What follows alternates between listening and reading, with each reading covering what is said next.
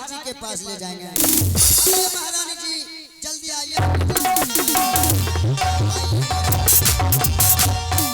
प्रणाम महारानी जी, प्रणाम। खुश रहो महामंत्री। महामंत्री, आज मुझे किसने बुलाया? महारानी जी, हाँ, आज अपने दरबार में महाराज जी बुला रहे हैं। क्या स्वामी जी मुझे बुला रहे हैं? हाँ महारानी जी। तो ठीक है महामंत्री, चलो हम लोग चलते हैं स्वामी जी के पास। ठीक है। हे अजुदीना, हे चलबा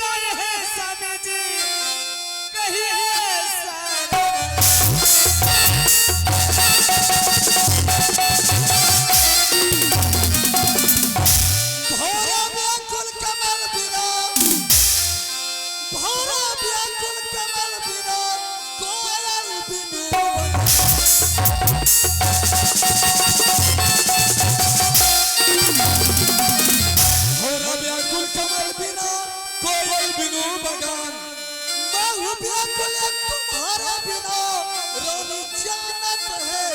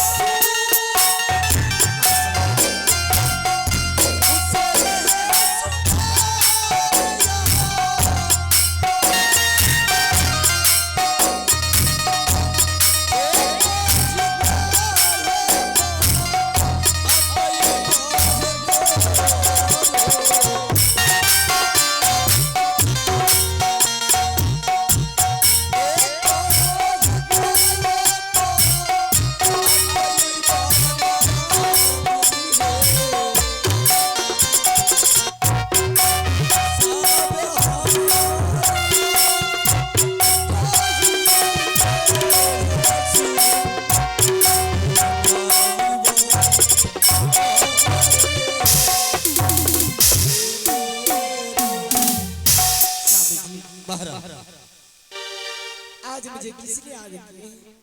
महाराज आज जो मैं तुम्हें दरबार में आद किया,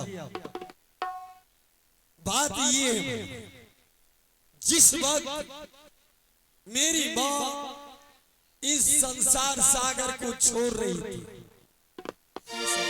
उस वक्त कमल राज लगभग 6 महीने का था माँ के गोद में।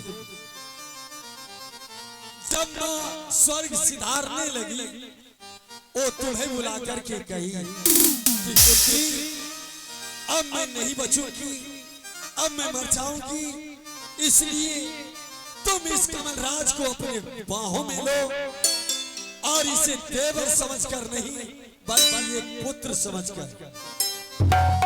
जब तक कमल कुमार बच्चा रहेगा तब तक तुम मां नहीं बनो, और तुम मां के वचनों को निभाया क्यों नहीं स्वामी कि जी? अभी तक तुम मां नहीं बनी हो।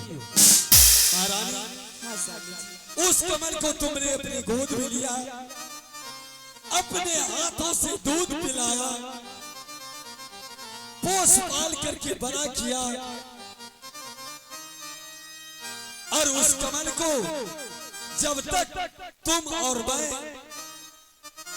अपने नजरों से देख नहीं लेता हूं, उसे सीने से नहीं लगा लेता हूं, तुम्हारे में दिल नहीं लगता है।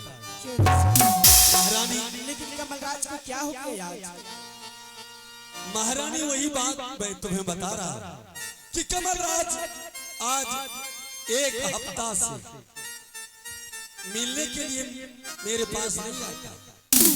मैं उसका इंतजार करता रहता हूँ, लेकिन वो आता नहीं। तुम्हारे पास आता है कि नहीं? लेकिन स्वामी जी, लेकिन आज कमलराज आज 10 दिन से अच्छा, मेरे पास वो भी नहीं आए हैं स्वामी जी।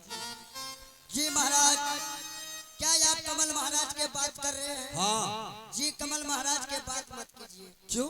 बाबू कमल महाराज ने भर दारू पी लिया, अच्छा, अरे वहाँ पुलिया के नजदीक ये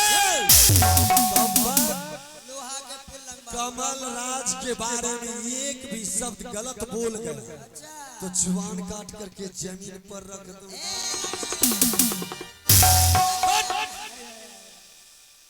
कमल राज दारू शराब पीता है? ना ना हमें के कहिए ना भी हम झूठ बोली हां। वो बात तो है। ना भी हम झूठ तो तुम नहीं बोलते, लेकिन मुझे भी विश्वास नहीं हो रहा है कि कमल राज ऐसा करता होगा। विश्वास नहीं है। नहीं, ठीक है, आप जा रहे हैं। सुनो, नहीं सुना, नहीं सुन। विश्वास ना है ए, लौटो। जितना बात तुमने मुझे बता दिया कि कमल राज दारू शराब पीता है, जी महाराज। और क्या क्या मुन्नी बाई की जी कोठे पर भी जाए, हाँ महाराज।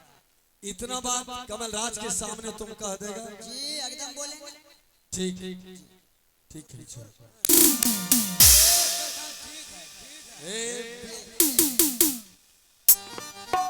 महारानी, स्वामी जी, तुम कमल राज का इंतजार करो दरबार में, और मैं चलता हूँ महल थोड़ा गरम गरम चाय पीने के लिए। ठीक है स्वामी जी।